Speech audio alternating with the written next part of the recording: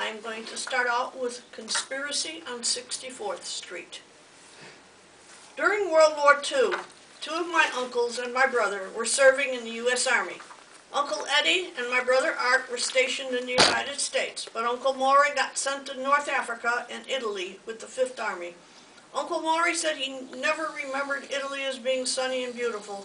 In his experience, there were mountains, rain, mud, and a lot of fierce fighting. In October 1944, my mother got the idea of sending a bottle of whiskey to Uncle Maury in time for the holidays. There was one large problem to overcome, however. It was illegal to ship alcoholic beverages to the soldiers. So ingenuity had to come into play, utilizing the talents of some friends and neighbors. My parents would buy the whiskey. Mother's best friend Shirley would bring some corrugated cardboard and heavy wrapping paper from her work at the Quartermaster Corps. Our neighbor Dave worked part-time for the post office and could mail the package. But a major obstacle was how to make the parcel soundproof. After batting around a few ideas, we decided on toilet paper. Once we had the supplies in place, the conspirators came to our apartment on 64th Street, sat around the dining room table, and began to go to work. The bottle of whiskey was wrapped in thick brown paper. Next, it was tucked into a corrugated cardboard cylinder. Shirley's son Jerry and I were put to the task of unrolling lots of toilet paper, which in turn was wrapped around the waiting cylinder. From time to time, the mummified parcel was shaken to see if any sound came forth. Once we were satisfied that the package was suitably muted, the final manila wrapping paper was put on, taped, tied, and addressed. The gift was passed to Dave, who took it to the post office and sent it on its way. We all hoped that the holiday cheer would arrive intact to be enjoyed by my uncle. A few months later, we heard from Maury. He said he and his companions were stuck in the mountains, cold and miserable. Fortunately, there was a lull in the fighting and the men could get mail. My uncle said they shared the whiskey, passing the bottle around so everyone could take some sips. But most of all, they were grateful for the toilet paper, which they divvied up and carried in their helmets. Sadly, no one had time during the fighting to put purification pills in the drinking water, and most of the men suffered dysentery on occasion. We conspirators celebrated that our contraband arrived in good shape and none of us was arrested. Looking back, had we realized how popular the toilet paper would be, we would have sent more of it and not worried about the legalities. Oh, wonderful. The next is Jimmy. The quote here, "The past is a foreign country. They do things differently there." From The Go-Between, 1953, prologue by Leslie Poles Hartley. I do not pine for everything of yesteryear. I would really miss my microwave oven, and I appreciate the advances in medicine. I like the fact that women can wear slacks just about everywhere, but sometimes nostalgia overtakes me, and I look back on fond memories, to wit. Dairy companies provided home deliveries by a team of two, a milkman and his horse. I do not recall the milkman's name, but the horse that stopped by our place was called Jimmy. As horses go, he was nothing to look at. Just a generic horse, average size, brown, with no distinguishing marks. However, on the plus side, Jimmy was patient, intelligent, and had a sweet disposition. He knew every house on the route by heart. He quietly waited while the milkman brought in the goods. The pair was usually outside our building at the time I left for the day. I loved that horse. On my way to school, I would give Jimmy sugar lumps. He soon learned which pocket I carried them in and would nuzzle me for his treat. Most of the kids got to school by Shanks Mare.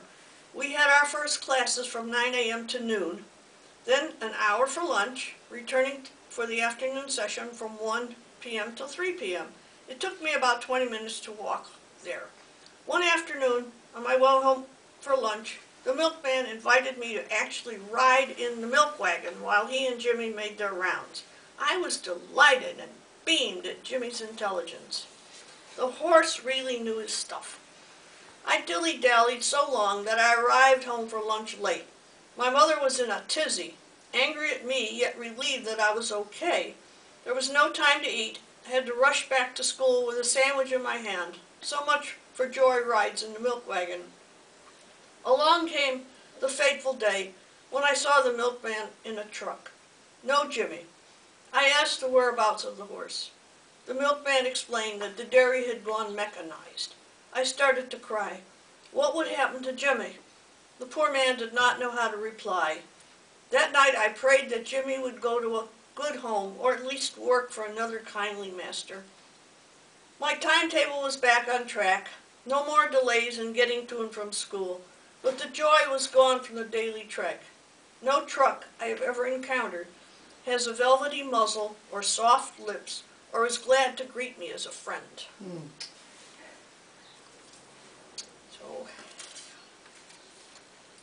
And finally, this one dictated to me by my late dog, Romeo. Advice from Someone Who's Been There by Romeo P. Gordon, K9, as dictated to Fern L. Gordon, human. My mom said she hit a writer's block and asked me to substitute for her. I am 20.5 years old and have lived with Mom for 18 of them. I thought I would impart some of my wisdom to my new stepsister, Marie, who we adopted earlier this year. She's 2 years old, same age I was when Mom and her husband Justin brought me home. Here are some do's and don'ts. Listen up, Marie. 1. If you want treats, sit by the kitchen table while Mom dines and stare up at her relentlessly. She may try to ignore you, but eventually some morsel will be forthcoming. 2. Try not to have accidents on the floor. 3. Do not tear holes in any article of clothing you may find in the bedroom. 4. Guard the back of the house when Mom goes out, and greet her effusively when she returns home. Wag your tail and smile. Doggy kisses also go a long way. 5. Eschew excessive barking, but do let her know if someone comes to the door. 6. When in bed at night, move over to make room for her legs and body. 7. When you go on walks, don't pull so hard you knock her down. She's not getting any younger either. 8. Be available for all other duties as assigned, e.g. ghostwriting.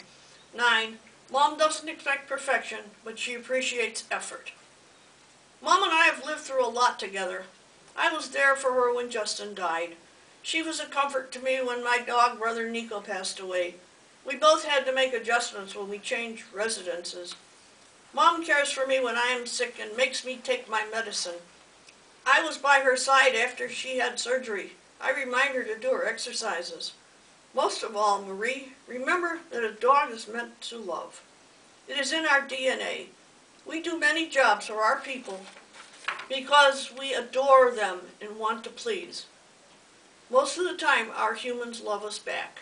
At my age, I don't know how much longer I'll be around. I suffer some of the vicissitudes of longevity, nearly 100 in people years. When my time comes to cross the Rainbow Bridge, I want to leave Mom in your capable paws. Ultimately, we all must cross that bridge. When that happens, Marie, Nico, I, and all the other pets Mom gave love and care to will be there to greet the pair of you. What cause for a family celebration? On guard until then, Romeo. That's great.